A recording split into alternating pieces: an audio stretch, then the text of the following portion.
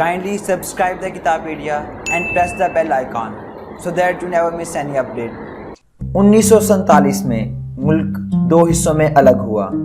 एक मशरकी पाकिस्तान जिसे आज बांग्लादेश कहा जाता है, तो दूसरा मगरबी पाकिस्तान। मशरकी पाकिस्तान और मगरबी पाकिस्तान के दरमियान 1600 किलोमीटर का फासला था और दरमियान में भारत था।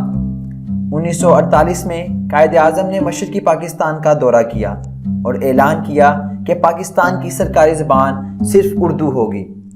ये ऐलान बंगालियों को पसंद नहीं आया, क्योंकि बंगालियों की आबादी भी ज़्यादा थी और बंगाली ज़बान भी उर्दू से कदीम ज़बान थी। इसलिए वो चाहते थे कि बंगाली ज़बान को भी सरकारी ज़बान का दर्जा दिया जाए। इन्हें कायदे आज़म की नीयत पर कोई शक नहीं था, मगर खदशा था कि इस फैसले से इनकी हक तलफी होगी। इस फैसले के खिलाफ पूरे मशरकी पाकिस्तान में मुजाहरे शुरू हो गए। इन मुजाहरों पर ताकत का इस्तेमाल किया गया। कई नौजवानों को गिरफ्तार किया गया, जिसमें शेख मुजीबुर रहमान भी शामिल थे। ये मुजाहरे बाद में भी चलते रहे और फिर 1956 में उर्दू के साथ साथ बंगाली ज़बान को भी सरकारी ज़बान का दर्जा दे दिया गया। 1956 में दोनों हिस्सों यानी मशरकी और मगरबी पाकिस्तान को बराबर नुमाइंदगी भी दे दी गई, मगर शेख मुजीबुर रहमान को इस पर भी एतराज़ था। वो चाहते थे कि नुमाइंदगी आबादी के हिसाब से दी जाए।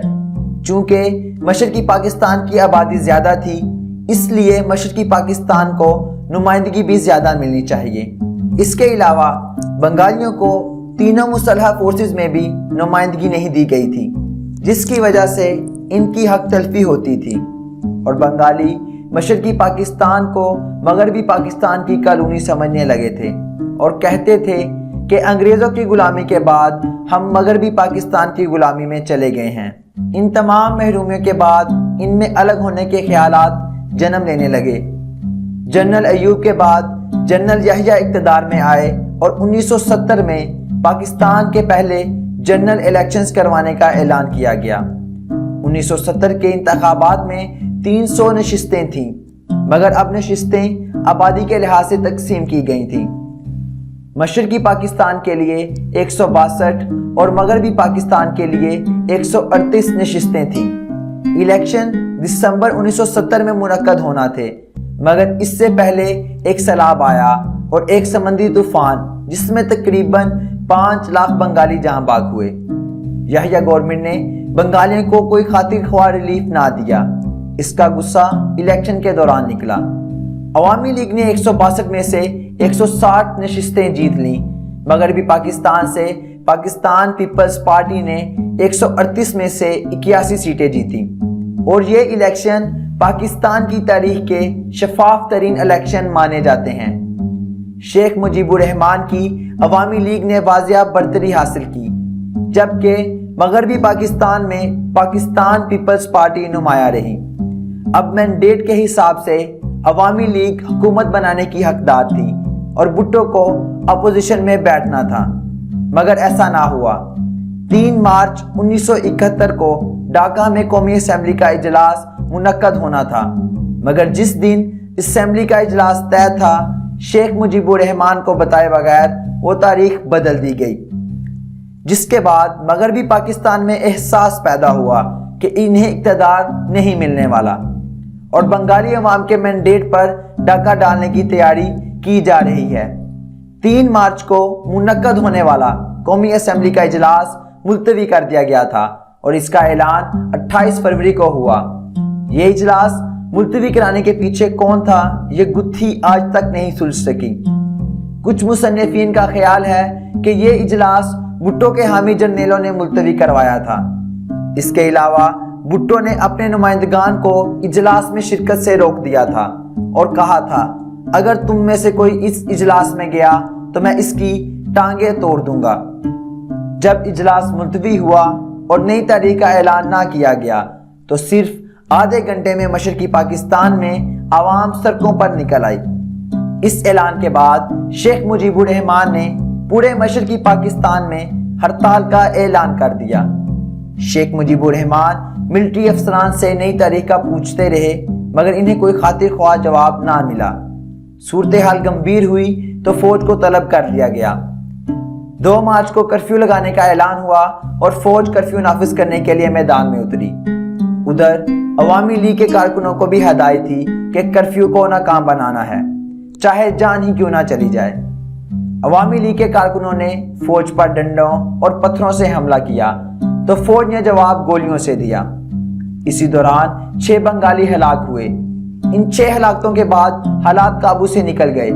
چنانچہ جنرل یحییٰ نے 10 مارچ کو تمام سیاسی رہنماؤں سے ڈھاکہ میں ملنے کا اعلان کیا، لیکن مجیب الرحمان نے بھٹو کے ساتھ بیٹھنے سے انکار کر دیا، کیونکہ شیخ مجیب الرحمان بھٹو کو بنگالیوں کا قاتل سمجھتے تھے۔ مجیب نے فوج کو واپس بیرکوں میں بھیجنے کا مطالبہ کر دیا اور ان کا یہ مطالبہ مان لیا گیا، جس کے بعد جنرل یحییٰ نے ڈھاکہ جانے سے انکار کر دیا، کیونکہ وہ سمجھتے تھے کہ ان کے ڈھاکہ جانے سے حالات ٹھیک نہیں ہوں گے۔ اسی دوران عوامی لیگ نے بغاوت کرتے ہوئے مشرقی پاکستان میں اپنی حکومت لانے کے لیے اپنے نمائندگان کو ہدایات جاری کرنا شروع کر دی۔ اب مشرقی پاکستان مکمل طور پر عوامی لیگ کے کنٹرول میں تھا۔ صرف 7 چھاؤنیاں فوج کے کنٹرول میں تھیں۔ کچھ سرکاری عمارتوں پر اب بھی فوج تعینات تھی۔ جب عوامی لیگ کے کارکن ان عمارتوں پر حملہ کرتے تو جرپیں شروع ہو جاتی، اور یوں ایک ہفتے کے اندر 172 افراد ہلاک ہوئے اور 385 زخمی ہوئے۔ ان سرکاری اعداد و شمار کو بنگالیوں نے تسلیم کرنے سے انکار کر دیا۔ ان کا ماننا تھا کہ ان اعداد و شمار کو کئی گنا گھٹا کر پیش کیا گیا ہے۔ اب مجیب الرحمان نے فوج سے براہ راست محاذ آرائی کا فیصلہ کیا اور بنگالی فوجیوں اور یونیورسٹی طلباء پر مشتمل ایک فورس بنائی، جس سے ہتھیار بھارت کی طرف سے فراہم کیے گئے۔ جب حالات مزید بگڑے تو یحییٰ خان نے مشرقی پاکستان جانے کا فیصلہ کیا۔ 15 مارچ 1971 کو جنرل یحییٰ ڈھاکہ پہنچے۔ انہوں نے شیخ مجیب الرحمان سے اکیلے میں ملاقات کی، مگر یہ مجیب اب الیکشن سے پہلے والا مجیب ہرگز نہ تھا۔ شیخ مجیب الرحمان اب اپنے آپ کو مشرقی پاکستان کا تنہا وارث سمجھتے تھے، جبکہ یحییٰ خان مجیب الرحمان کی مشرقی پاکستان پر حاکمیت تسلیم کرنے کو تیار نہ تھے۔ ملاقات کے بعد جب جنرل ٹکا نے جنرل یحییٰ سے پوچھا تو جنرل یحییٰ نے کہا، وہ حرامی گڑبڑ کر رہا ہے، آپ تیار رہیں۔ یہ الفاظ صدیق صالح کی کتاب میں نے ڈھاکہ ڈوبتے دیکھا میں انورٹڈ کامرز میں لکھے ہوئے ہیں۔ بعد میں مجیب اور بھٹو کی ملاقات بھی ہوئی، مگر اب پانی سر سے گزر چکا تھا۔ مغربی پاکستان کے اکثر سیاستدان، مشیر اور ماہرین 25 مارچ سے پہلے حالات کی نزاکت کو سمجھتے ہوئے مشرقی پاکستان سے مغربی پاکستان جا چکے تھے۔ حالات جب ہاتھ سے نکل گئے تو بھٹو اور مجیب دونوں کو گرفتار کر لیا گیا، اور 26 مارچ کی تقریر کے دوران جنرل یحییٰ نے شیخ مجیب کو غدار کہہ دیا اور کہا کہ اسے اس کے کیے کی سزا مل رہی ہے۔ ان حالات میں بغاوت کو کچلنے کا فیصلہ کیا گیا اور فوج نے آپریشن سرچ لائٹ لانچ کیا۔ ادھر عوامی لیگ کی فورس سڑکوں پر رکاوٹیں کھڑی کرنے میں مصروف تھی اور فوج کے خلاف لڑنے کے لیے بالکل تیار بیٹھی تھی۔ 25 اور 26 مارچ کی درمیانی شب کو رات کے 1 بجے ایکشن لینے کا منصوبہ تیار کیا گیا تھا، جسے عملی جامہ پہنانے کے لیے فوج سڑکوں پر آ گئی۔ اس رات مجیب کو اس کے گھر سے گرفتار کیا گیا۔ مجیب کی گرفتاری کے بعد ڈھاکہ خانہ جنگی میں گر چکا تھا۔ ساری رات جرپیں جاری رہیں اور غیر ملکی اخبار نویسوں نے ہلاکتوں کی تعداد ہزاروں میں بتائی، جبکہ سرکاری فرمان کے مطابق صرف 40 ہلاکتیں ہوئی تھیں۔ سرچ لائٹ آپریشن کی کامیابی کے بعد فوجی افسروں کا بوجھل پن غائب ہو گیا تھا۔ ایک کیپٹن نے تبصرہ کیا، بنگالیوں کو خوب سبق سکھا دیا گیا، کم از کم ایک نسل تک تو سر نہیں اٹھائیں گے۔ ساتھ کھڑے ایک میجر نے کہا، بنگالیوں کی تاریخ شاہد ہے، یہ صرف طاقت کی زبان سمجھتے ہیں۔ ڈھاکہ آپریشن سرچ لائٹ 1 کے بعد سن ہو گیا تھا۔ جب 26 مارچ کو غیر ملکی صحافیوں کو ڈھاکہ سے نکالا گیا تو انہوں نے باہر بیٹھ کر مختلف قیاس آرائیاں شروع کر دی، جس سے فوج کو اور بھی نقصان پہنچا۔ 10 اپریل کو جنرل نیازی جنرل ٹکا کا ہاتھ بٹانے مشرقی پاکستان پہنچے۔ جنرل نیازی کی قیادت میں اپریل کے اختتام تک تمام بڑے شہروں سے باغیوں کو نکالا جا چکا تھا۔ مئی کے وسط تک तमाम काबिल जिक्र जगहों पर फौज ने कंट्रोल हासिल कर लिया था, मगर ये कंट्रोल ताकत के बलबूते पर हासिल किया गया था। दिसंबर 1971 में जिस शोरश ने पाकिस्तान और भारत के दरमियान बाकायदा जंग की सूरत इख्तियार की, इसका आगाज मार्च 1971 में ही हो चुका था, क्योंकि भारत बागियों की मदद में पेश पेश था। बागियों के हक में लोकसभा में करारदादें मंजूर की गईं और बागियों की हिमायत में तकरीरें भी की गईं। भारत ने मुक्ति बाहिनी बागियों की फौजी ट्रेनिंग की और फिर इसे पाकिस्तान के खिलाफ फुल फ्लैज वार में खूब इस्तेमाल किया। उधर मशरकी पाकिस्तान में शोरश बपा थी, मगर यहिया खान रावलपिंडी में बैठकर तमाशा देखने में मसरूफ थे। यूं मालूम होता था जैसे यहिया खान किसी तवील ज़हनी रुखसत पर चले गए हैं। एक मेजर जनरल के मुताबिक यहिया खान ने जून में ढाका जाने का प्लान बनाया और वो रावलपिंडी से कराची चले भी गए, मगर वहां जाकर शराब और शबाब में मसरूफ हो गए। लेकिन यहिया खान के मुताबिक वो ढाका इसलिए नहीं गए क्योंकि इनका स्टाफ ये समझता था कि ढाका जाने से कोई फायदा हासिल नहीं होगा। जनरल यहिया ढाका के बगैर भी बहुत से इकदाम कर सकते थे, अगर वो अपनी रंगीन रातों से कुछ वक्त मुल्क के लिए भी बचा लेते। मार्च से दिसंबर तक जनरल यहिया ने सिर्फ 2 काम किए, एक तो जनरल टिक्का की तब्दीली और दूसरा बागियों के लिए आम माफी का ऐलान। बागियों के लिए आम माफी का ऐलान 4 सितंबर को किया गया। ये एक अच्छा फैसला था, मगर इस फैसले में बहुत देर कर दी गई थी। अब तक अक्सर बागी बायत के हत्थे चढ़ चुके थे और भारत से तरबियत लेने के बाद मुक्ति बाहिनी में शामिल हो रहे थे। बाद में अवामी लीग के मफरूर होने से खाली होने वाली 78 नशिस्तों पर इंतखाबात करवाने का फैसला किया गया, मगर ये एक इंजीनियर्ड ज़िमनी इलेक्शन था जिसमें फौज ने अपने दाएं बाजू की जमातों, जिन्होंने पिछले कुछ अरसे से फौज के साथ ताउन किया था, उनको नवाजने का फैसला किया था। इन जमातों में पाकिस्तान जमहूरी पार्टी, जमात इस्लामी, कौंसल मुस्लिम लीग वगैरह सर फहरिस्त थी। जब दूसरे सियासतदान ज़िमनी इलेक्शन की तैयारी कर रहे थे तो भुट्टो ने 1970 के इंतखाबात के नताइज के मुताबिक इक़्तिदार अवामी नुमाइंदों को सौंपने का मुतालबा कर दिया। जनरल यहिया ने गैर सरकारी तौर पर भुट्टो को 8 रुकनी वफ्द का कायद बनाकर, जिसने चीन का दौरा करना था, इक़्तिदार में शामिल कर दिया। जब यह वफ्द दौरे से वापस आया तो भुट्टो ने कहा कि चीन किसी भी मुश्किल में पाकिस्तान का साथ देगा, यानी अगर भारत हमला करता है तो चीन पाकिस्तान के साथ खड़ा होगा। इसी तरह अमेरिका की हिमायत हासिल करने की कोशिश की गई। दूसरी तरफ भारत ने रूस के साथ जंगी मुआहदे किए और जंग की सूरत में रूस की फौजी मदद का इंदिया भी हासिल कर दिया। जैसे जैसे पाक भारत जंग के बादल गहरे हो रहे थे, वैसे वैसे भारत और रूस के ताल्लुकात मजबूत हो रहे थे। इसके अलावा भारतीय वज़ीर आज़म इंदिरा गांधी ने अमेरिका, बरतानिया और जर्मनी के दौरे किए, जिसका बुनियादी मकसद ये था कि अगर ये मुमालिक भारत की हिमायत नहीं कर सकते तो कम अज कम पाकिस्तान की मदद भी ना करें, और बाद में यही हुआ। नवंबर के शुरू में भारत ने अपनी फौज मशरकी पाकिस्तान में भेजना शुरू कर दी। 21 नवंबर को एक सेक्टर में भारतीय फौज ने टैंकों की मदद से हमला किया तो पाक फौज ने फ़ज़ाइया से मदद लेने का फैसला किया।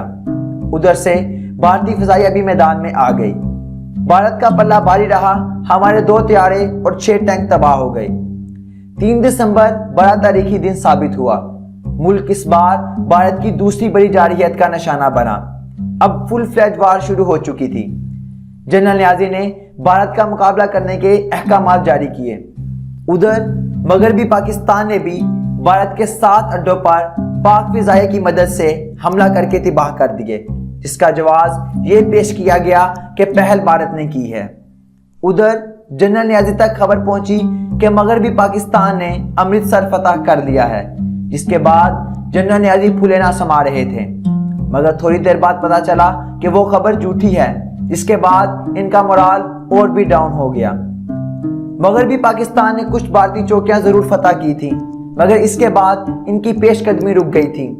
मगर मशरकी पाकिस्तान में हमें अक्सर सेक्टर्स पर शिकस्त हो चुकी थी। 7 दिसंबर को जब ढाका के गवर्नर ने जनरल नियाज़ी को गवर्नर हाउस तलब किया ताकि जंग की असल सूरत हाल वाज़ेह हो सके, तो जनरल नियाज़ी ने गवर्नर के सामने अपनी बेबसी का एतराफ़ कर लिया, जिसके बाद जनरल नियाज़ी रोने लग गए اور پھر گورنر نے انہیں حوصلہ دیا کہ کوئی بات نہیں، زندگی میں شیب و فراز آتے رہتے ہیں۔ گورنر نے ساری صورتحال سے صدر کو واضح کر دیا اور صدر یحییٰ نے خود کوئی فیصلہ لینے کی بجائے گورنر کو فیصلہ لینے کا اختیار دے دیا، جس کے بعد یہ تجویز زیر غور آئی کہ جنگی سامان کو جلا دیا جائے تاکہ کہیں دشمن کے ہاتھ نہ لگ جائے۔ شکست سر پر پہنچ چکی تھی، اب صرف چینی یا امریکی مدد کا انتظار کیا جا رہا تھا، مگر وہ انتظار ہی رہا۔ چین اور امریکہ دونوں میں سے کسی کی بھی مدد نہ پہنچی۔ اب 15 دسمبر آ گیا تھا، اب سیز فائر کی کوششیں شروع کر دی گئی تھیں۔ بھارتی میجر جنرل ناگرا کا ڈھاکہ میں فاتح کی حیثیت سے استقبال کیا گیا۔ اب جنگ رک چکی تھی اور ڈھاکہ ڈوب چکا تھا۔ جنرل نیازی نے ایک دستاویز جسے انسٹرومنٹ آف سرنڈر کہا جاتا ہے اس پر دستخط کر دیے۔ اس کے بعد جنرل نیازی رمنا ریس گراؤنڈ پہنچے، جہاں سر عام جنرل نیازی سے ہتھیار ڈلوانے کی تقریب ہوئی۔ اس کے بعد جنرل نیازی نے اپنا ریوالور نکال کر جنرل اروڑا کے حوالے کر دیا۔ اس تقریب کے بعد فوج جنگی قیدی بن چکی تھی۔ 19 دسمبر کو تمام سپاہیوں سے بھی ہتھیار لے لیے گئے، جس کے بعد بھارت نے مال غنیمت کے ساتھ ساتھ جنگی قیدیوں کو بھی بھارت منتقل کرنا شروع کر دیا۔ اس سارے سانحے کی تحقیقات کے لیے ایک کمیشن بنایا گیا جسے حمود الرحمن کمیشن کہا جاتا ہے۔ اس کمیشن نے اپنی رپورٹ تیار کی، لیکن اس رپورٹ کے ساتھ بھی وہی ہوا جو آج تک تمام کمیشنز کی رپورٹ کے ساتھ ہوتا رہا، یعنی ملکی سلامتی کی خاطر پبلک نہیں کی گئی۔ ہماری اشرافیہ کا بنگالیوں کے ساتھ جو رویہ تھا، اس سے ظاہر ہوتا ہے کہ مشرقی پاکستان نے الگ ہونا ہی تھا، مگر اگر کوئی شخص اسے تھوڑا اور دور تک کھینچ سکتا تھا تو وہ جنرل یحییٰ تھا۔ لیکن جنرل یحییٰ حالات سے بالکل بے خبر اپنی رنگین راتوں میں مگن رہا۔ جنرل یحییٰ کے بعد سقوط ڈھاکہ کی ذمہ داری بھٹو پر آتی ہے، کیونکہ اگر بھٹو شیخ مجیب الرحمن کی حکومت بننے دیتا اور خود اپوزیشن میں بیٹھ جاتا تو شاید تاریخ آج کچھ اور ہوتی۔ بھٹو کے بعد سقوط ڈھاکہ کی ذمہ داری شیخ مجیب الرحمن پر آتی ہے۔ یہ تمام باتیں میں نے بریگیڈیئر صدیق سالک کی کتاب میں نے ڈھاکہ ڈوبتے دیکھا سے بتائی ہیں۔